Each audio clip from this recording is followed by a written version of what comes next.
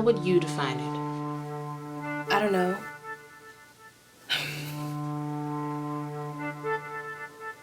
I mean, I know what it feels like, but I don't think people will believe me.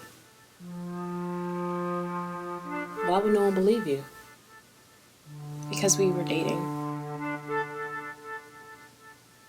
People just they don't think it can happen that way. But you do. Yes? So, let me go back to this then.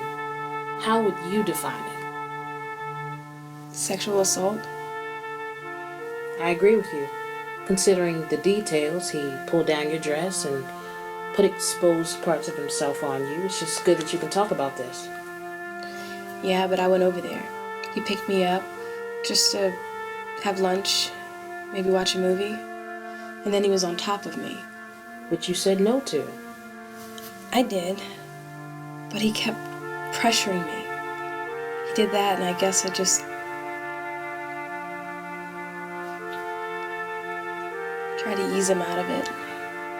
Pretended it was flirty. And this is why you think no one will believe you. I've seen him angry before. I knew. I thought if I said it too mean, I just didn't want to make it worse. I had no way home, no way to escape. I couldn't just run. You felt you did what you had to get out of this safely. Yeah. Well, this is what we're gonna do. You keep doing what you're doing. Call your friends. Do not walk alone on campus. Do what you need to feel safe. I can help you look into other options. At least what you can do while you're here. Or what the college can do to keep you safe. Do colleges do things like that? Yes, there's protocol, but the college can expel him from campus or ban him from the campus. Otherwise, you'll have to do something else. Get a lawyer involved. We went a little over, but that's okay today. Call my emergency number if you need anything. I will. Thank you. It was good to meet you, Corinne.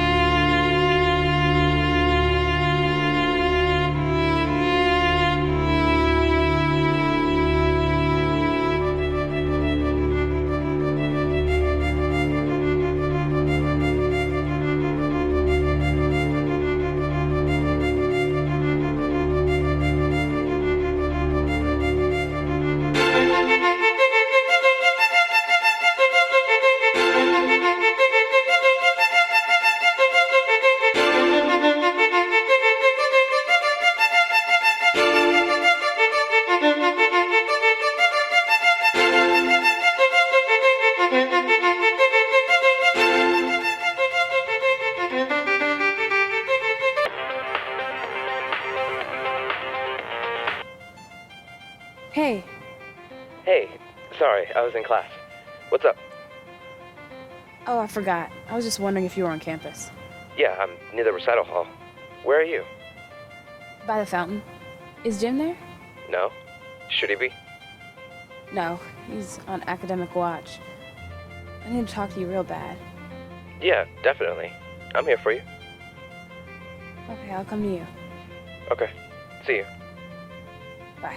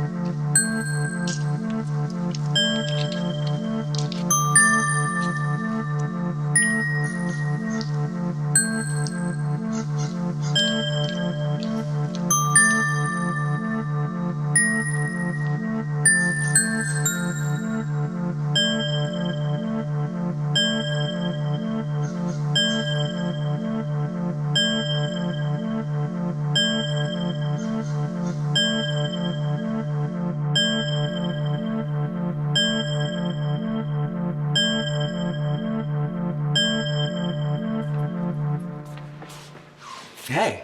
Hey, where is everyone? I don't know. Class, I think. You doing okay? Not really. He's not here. What's going on with you two? I thought the breakup was fine. It's not fine. I really have to talk to you. Well, you know I've got you. It didn't exactly happen how I said. What did he do? It was never good between us. He had this hold on me. Every time I tried to break up with him, he'd guilt me out of it. I remember. He was always playing games. We talked on his terms. I wish I had seen it. I wish I hadn't made excuses for him. We were friends after, you know. I was already having a bad day and he offered to have lunch and watch a movie. I thought it was okay. One last time. You said you'd wished we'd had just that when we broke up. It'll mean nothing. I didn't want to do it. I didn't want to hurt again. You know what happens when you wear a dress with no bra. I'm a breast guy. It was hot outside, that's all I was thinking. He was pulling down on my dress, pinned me down. I couldn't say no, you know how he is. So I pretended I couldn't, tried to let him down gently, kept going. And then I felt something hot on my stomach, my thigh. It was... Did he pull it out? He was ready to go. Couldn't move.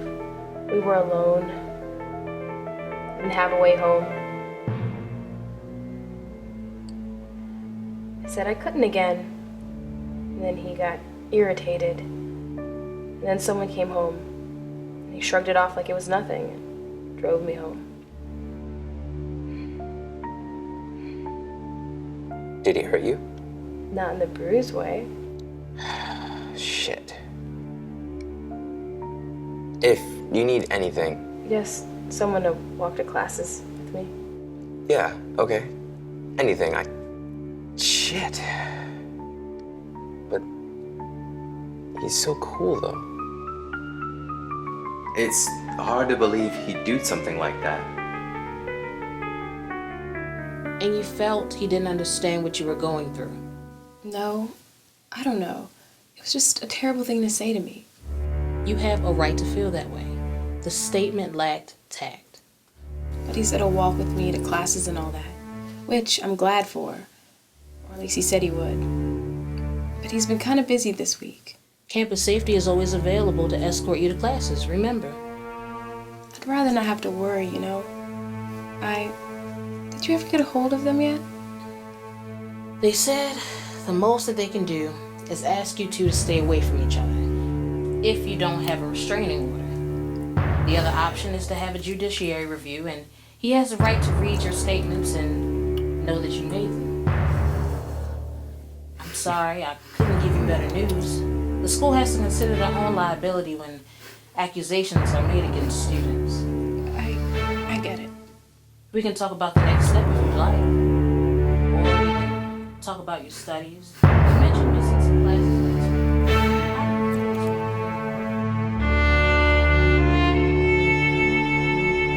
All right, so while we get settled in, let's talk about courses we offer next year. Who here is a history major? Oh, good, good. Well, we offer a couple different electives next semester, which you can use to fulfill your elective requirements, or you can just take them for fun. Yes? Are you teaching any? Well, yeah. I'm teaching this class and the 101 again, of course, but also, what is it, 184? Is that what the flyer says? Yes, History of Masculinity. Now, we left off in France with Marie Antoinette and the allegations against her. So let's talk about the documents from the French court. All these claims are substantiated by the men serving the court at the time. So, while she didn't say to let them eat cake, she wasn't exactly the best wife to Louis or to France. But, did that mean she deserved to lose her head? Alright, so let's talk about that. So as we know, France at the time struggled to reconcile what they wanted with what their government had shown them. It's hard to see a woman spending her hard-earned money on an opulent necklace when she could have been using it to give people food. So I ask, was death the real answer? Or could the people have punished her in another way? Go ahead. I read that necklace thing was a lie. I don't think so. Check your source and email me.